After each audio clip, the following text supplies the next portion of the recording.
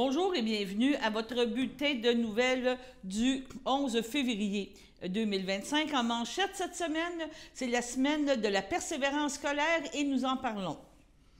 Bonjour mesdames et messieurs et bienvenue comme mentionné à votre bulletin de nouvelles du 11 février 2025. La première nouvelle, on vous parle des journées de la persévérance scolaire qui ont commencé depuis hier, entre autres, et cette 16e édition, Lanaudière se mobilise comme jamais à l'occasion des journées de la persévérance. Cette année, qui se tiennent du 10 au 14 février, la région a atteint un record de 530 lieux engagés pour soutenir et encourager les jeunes. Un exemple de ces événements, on parle de l'école de la Source d'Autrey qui a tenu à faire une haie d'honneur à ces jeunes étudiants. Cette haie était composée de parents, d'élus municipaux, de représentants des organismes qui œuvrent auprès des enfants. Regardons quelques images de ce matin.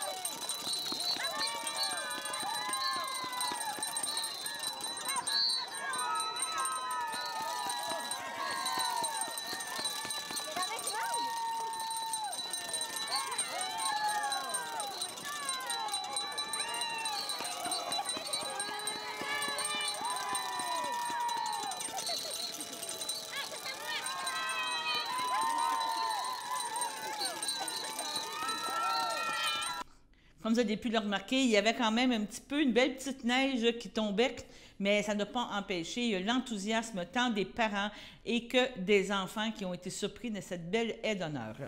Donc, des nouvelles réjouissantes pour le Créval qui orchestre cette campagne cette année, encore là, de la Semaine de la Persévérance et qui également pour tous les apprenantes de la région. Aujourd'hui, hier, ça marque également le dévoilement des résultats d'un sondage mené par Léger pour le Réseau québécois pour la réussite éducative dans le cadre des journées de persévérance scolaire et pour lequel nous avons justement des données pour la région lanaudière-lanaudoise. Un rassurant 94 % de la population lanaudoise, 90 % pour le Québec, juge que la persévérance scolaire est une responsabilité collective. C'est ce que révèlent les données lors de ce sondage pour le réseau québécois dans le cadre des journées de la persévérance. Les résultats démontrent un consensus clair. La persévérance scolaire doit être un effort partagé, impliquant le réseau de l'éducation, les familles, la communauté, l'environnement social des jeunes, tout comme le démontrent les conclusions des études sur l'approche école-famille-communauté.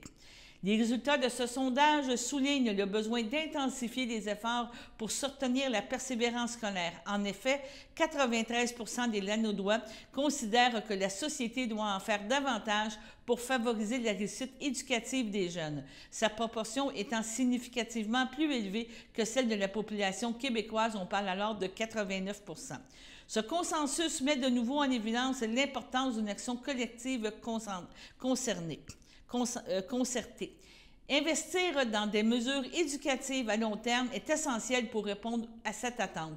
Le sondage révèle également que les investissements doivent se traduire par des interventions communautaires dans les milieux de vie, le mentorat, le tutorat, les camps pédagogiques et le soutien en matière de santé mentale afin d'accompagner les jeunes pour chaque étape de leur vie, de leur parcours scolaire, tout en leur offrant les ressources nécessaires pour réussir. Donc, une petite pensée pour justement nos jeunes qui sont à la veille de la relâche et c'est cette période en principe qui était la plus difficile. On est en hiver, il fait froid, la noirceur, la fatigue commence à se faire ressentir et le besoin d'avoir justement la semaine de relâche est important. Mais avant, qu'est-ce qui est important de dire à nos jeunes? Continuez, persévérez. Vous allez être fiers à la fin d'avoir réussi votre parcours scolaire. Maintenant, on change de sujet et on s'en va aux petites vues du CABA. Donc, le Kaba présentera ce mois-ci 2 films. Le premier film dans le club, justement, des Petites Vues sera le 12 février, donc demain, une comédie dramatique. On parle La Petite et le Vieux. Dans les années 80, au Québec, elle se nomme Hélène, mais se fait appeler Jo parce qu'elle veut être comme Joséphine. La petite mousquetaire, son héroïne de dessin animé préférée. Jo n'a que 10 ans, 3 sœurs et un père très occupé à être malheureux et une mère compréhensive mais stricte. Elle vit dans un quartier populaire peuplé de gens souvent colorés, dont le plus attachant est son nouveau voisin, M. Roger, un vieil homme bourru qui cache un cœur tendre. Avec son âme romantique et un imaginaire avide de grands drames, elle aimerait aussi réaliser des grands exploits. Un jour, elle se donne pour la mission de sauver son père du travail et du malheur. Écoutons la bande-annonce de ce film. Là, je veux pas entendre que c'est froid, que ça tire. OK. Va chercher M. Roger à côté. Viens chez nous, ma soeur, à de l'eau de Javel. Maudit hostiviage de gériboire, de calice, d'hostie de Saint-Simonac, ça se peut-tu, un enfant de même? Quand il y a une tête de mort sur une bouteille, tu touches pas à ça. Langage. Roger s'est gros occupé de grand-papa quand il était au centre. Ça, on n'est pas bien occupé. Il est mort. Tu as trouvé une nouvelle job, finalement? Un café 2-2. Et moi, un grilled cheese bacon. C'est qui a commandé un grilled cheese, la petite perdue, là? Ouais. T'es dans la merde, ma fille. Pourquoi tu fais passer les journaux? Parce que je veux que mon père arrête de travailler. Comme ça, il va être heureux. Au combat et à la victoire! Mais l'argent fait pas le bonheur. C'est juste les pauvres qui disent ça, maman. Parce que tu penses qu'on est pauvres? On peut pas dire qu'on est riche. On va être fait fort.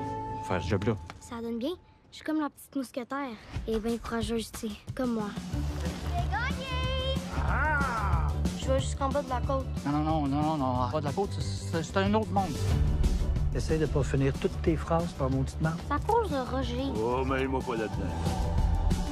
C'est vrai ce que ton père dit, puis il est supposé croire que tout le monde est beau, que tout le monde est fin.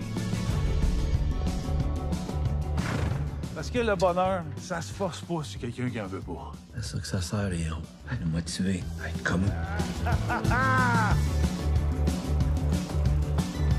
Ma mère aime pas bien gros le monde qui sac comme toi. Ben, c'est ta mère, ta basse-lac, c'est pas la mienne.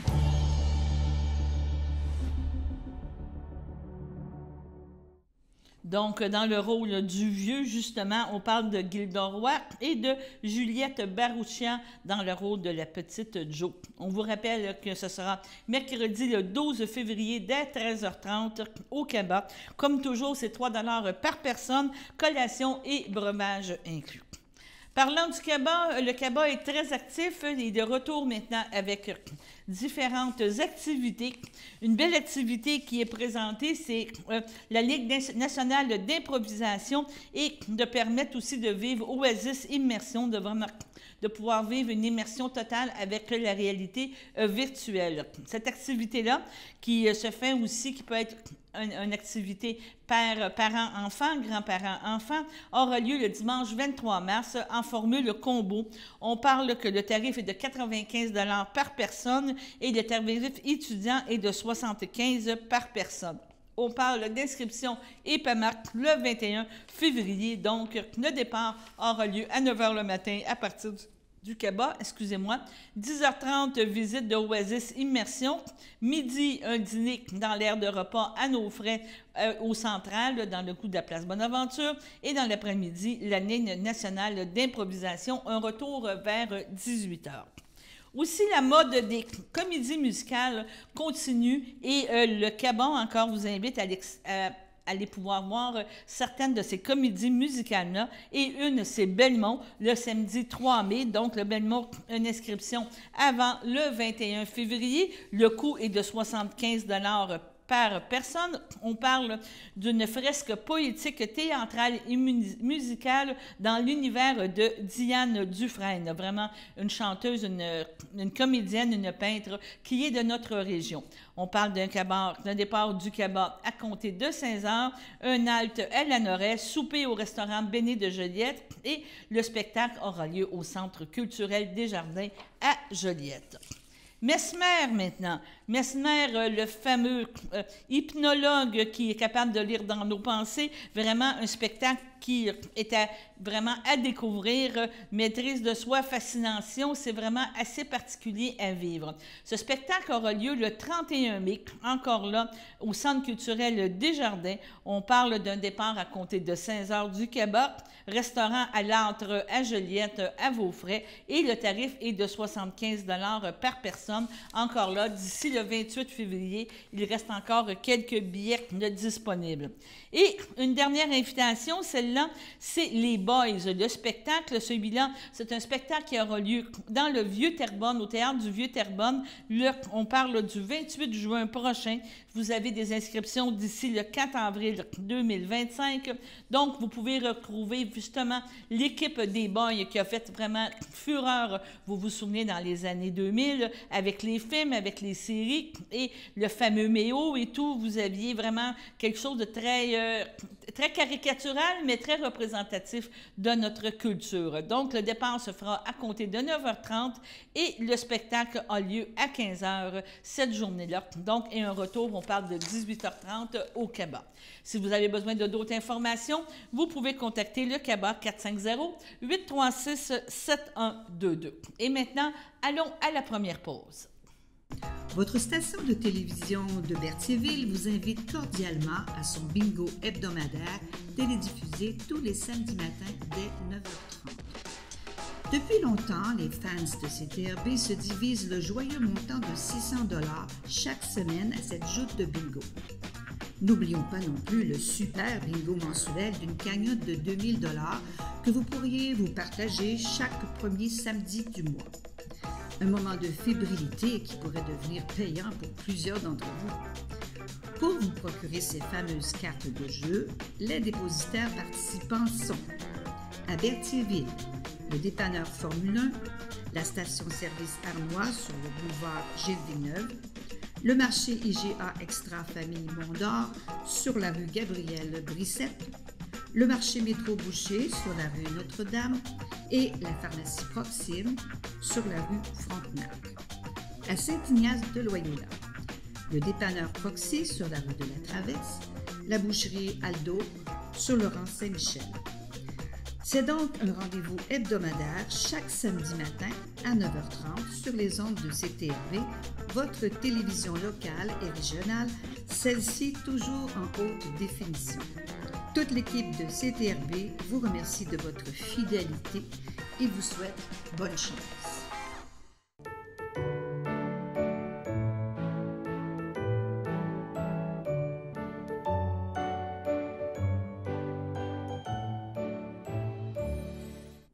Pour aujourd'hui, le Centre d'action bénévole d'Autrey désire souhaiter bon anniversaire à Alain Mayou et la FADOC de l'île du Pas à Serge Ladouceur, Alain Rémillard et Maurice Dubois. À toutes ces personnes, bon anniversaire, profitez-en pour bien fêter avec votre famille et vos amis.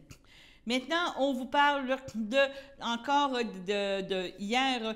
Excusez-moi, on vous parle encore de ce qui a eu lieu dimanche, soit l'investiture de Yves Perron. Et maintenant, nous vous présentons l'allocution de M. Louis Plamondon, député de Sorel-Tracy pour la CAQ, le doyen de la Chambre des communes. En effet, il siège depuis 1988. Et M. Plamondon tenait à être là pour parler de M. Yves Perron, une personne qui a réussi à remettre, on pourrait dire, le Bloc québécois sur la map. Donc, écoutons l'allocution de M. Plamondon. Vous savez, j'ai beaucoup de tâches pour cette MRC-là parce que il y a 60 ans, lorsque je finissais mon cours de jeune professeur, on devait choisir une option. Alors j'avais choisi, presque tout le monde faisait, option religion, option mathématique. Et dans les travaux qu'on m'avait demandé, c'est de trouver un personnage régional qui pouvait peut-être être intéressant et de faire une recherche, et ça c'était notre travail de long terme. Alors, j'avais choisi un curé de par ici des années 1922. Et, il y avait la manie des longs discours, des longs sermons. Alors, un matin, paraît-il, s'était présenté à la messe avec le menton coupé. Alors l'enfant de cœur lui dit, qu'est-ce qui est arrivé à votre menton, monsieur le curé? Il dit, je pensais à mon sermon ce matin, puis en me faisant mal, je me suis coupé le menton. Paraît-il que l'enfant de cœur aurait répondu, la prochaine fois, monsieur le curé, pensez à votre menton et coupez votre sermon.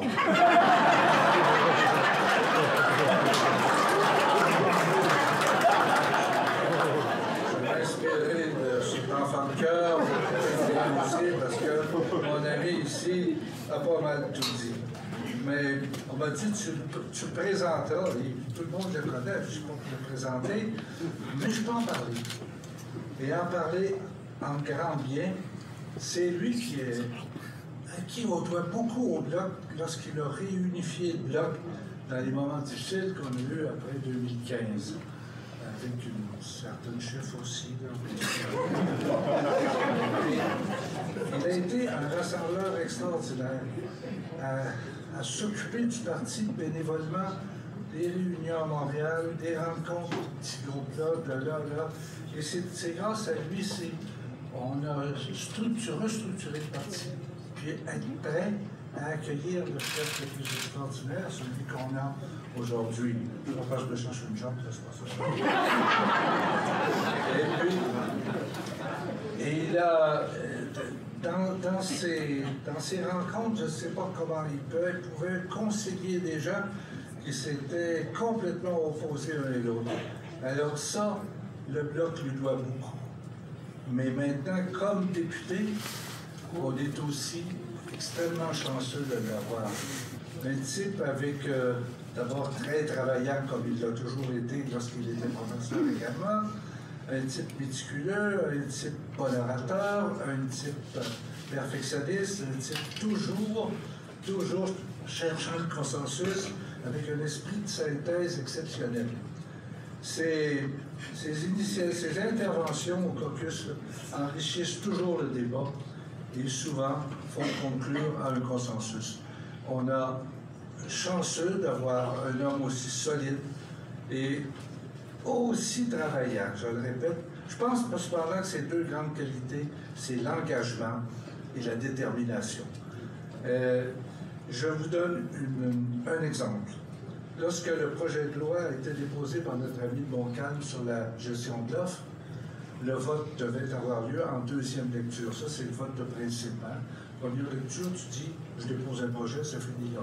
Deuxième lecture, après deux séances de débat, là, il y a le vote, ça s'en va au comité, ça revient en troisième lecture, et ça s'en va au Sénat. Et là, c'est à la deuxième lecture, s'il pète là, c'est fini. Alors là, notre ami a trouvé comme astuce, parce que les libéraux étaient pour voter contre et les conservateurs.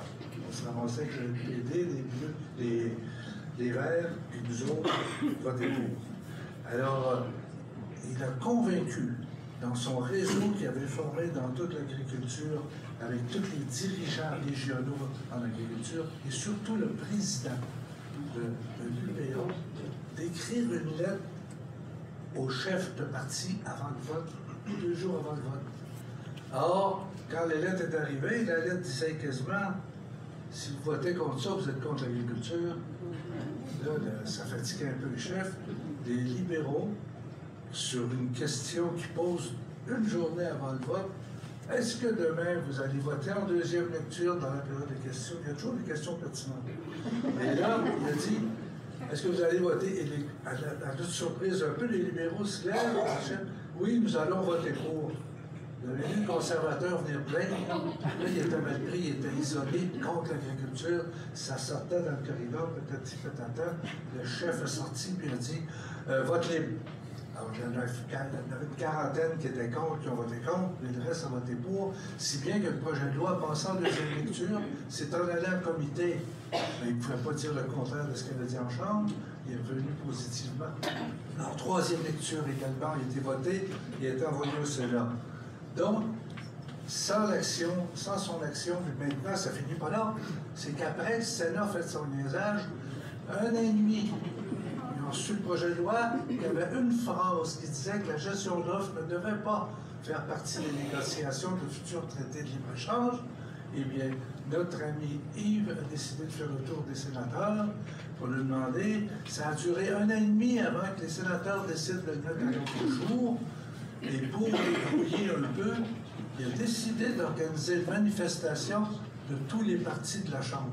Ça, en 40 ans, j'ai jamais vu ça. J'ai vu des fois des rassemblements sur l'avortement ou contre l'avortement où il y avait des gens de 2 partis, mais jamais arrivé avec pas des députés, là, deux ministres, plusieurs députés libéraux, 2 députés conservateurs, les députés du NPD, le député vert, et nécessairement nos producteurs et nos chefs syndicaux producteurs, devant le Parlement, avec une conférence de presse. Je me rappelle encore le journaliste anglophone qui était à côté de moi. Il dit, ce gars-là, comment est-ce qu'il a pu rassembler ça, puis ça s'en allait? Il était très, très, très impressionné que ce rassemblement-là, et ça a fait le courrier, et ça a éveillé énormément les sénateurs indépendants, parce que ça ne marche plus comme avant, les libéraux, qui reçoivent l'ordre du premier ministre. Non, là, c'est individuel. Or, je pourrais vous en parler encore de ces réussites et de ces bons coups. J'arrête là. Mais je voudrais vous dire que le Bloc a besoin de Yves. Je pense que le Québec a besoin de Yves et surtout Berthier-Masquinongé a besoin de Yves pour poursuivre notre marche vers un Québec bien à nous. Donc, vraiment un discours inspiré. Nous vous présenterons la suite de cette investiture encore dans les prochains jours. Maintenant, allons à la pause.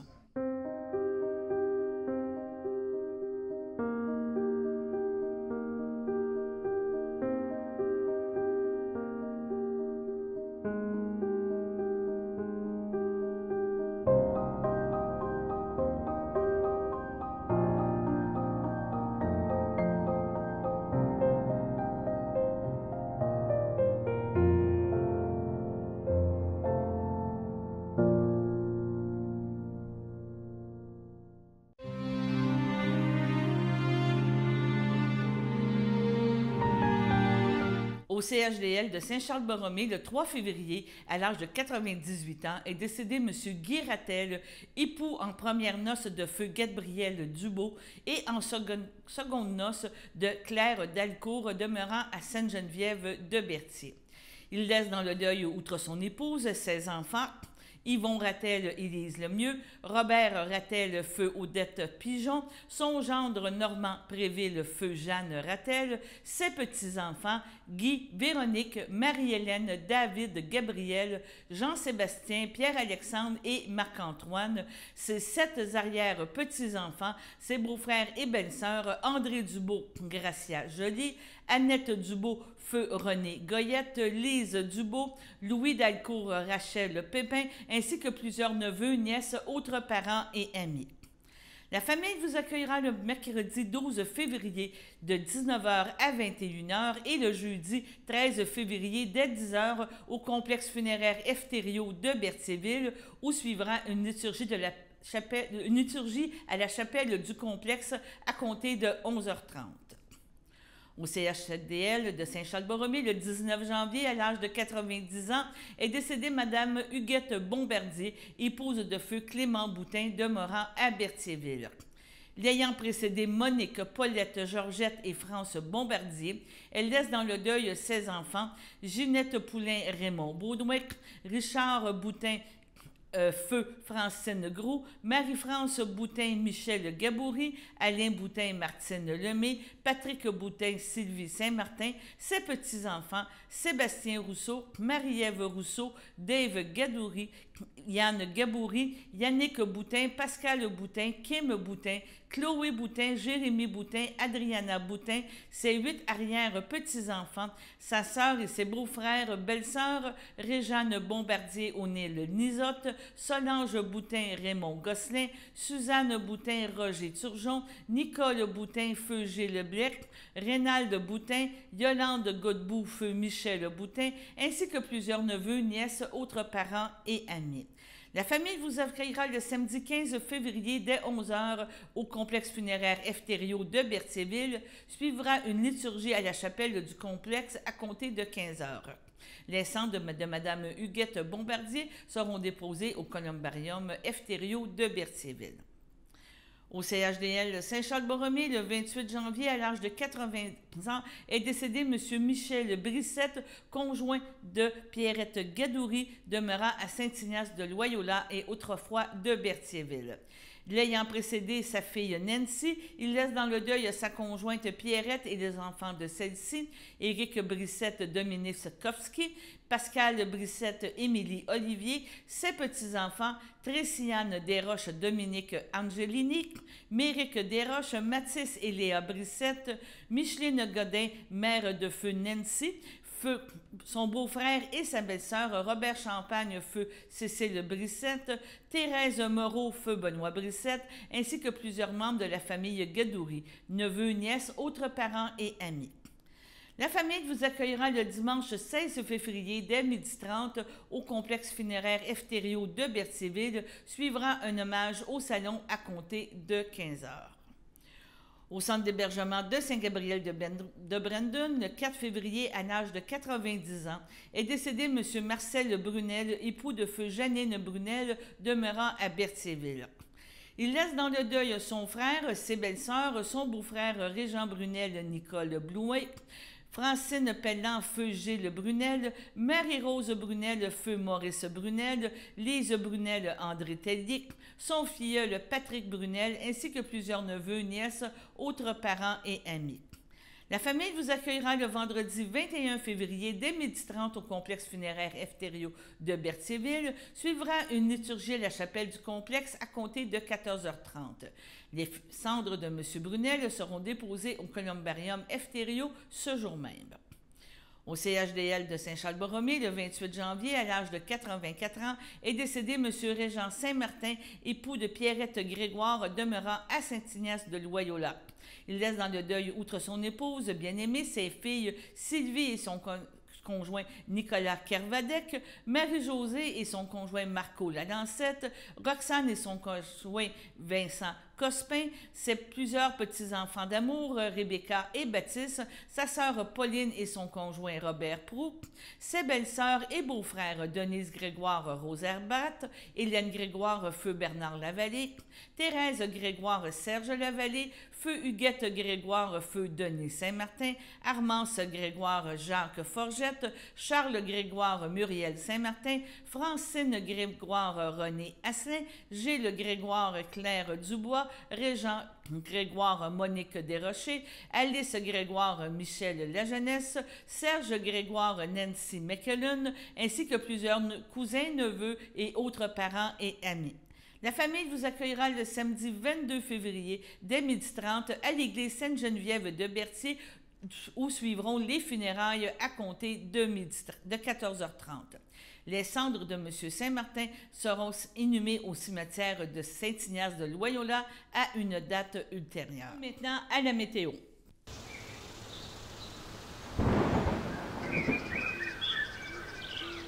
Bienvenue à votre météo de cette semaine. Aujourd'hui, mardi soir, ce sera dégagé. Une température de moins 14, un temps ressenti de moins 20. Mardi nuit, ce sera dégagé. Une température de moins 23, un temps ressenti de moins 29.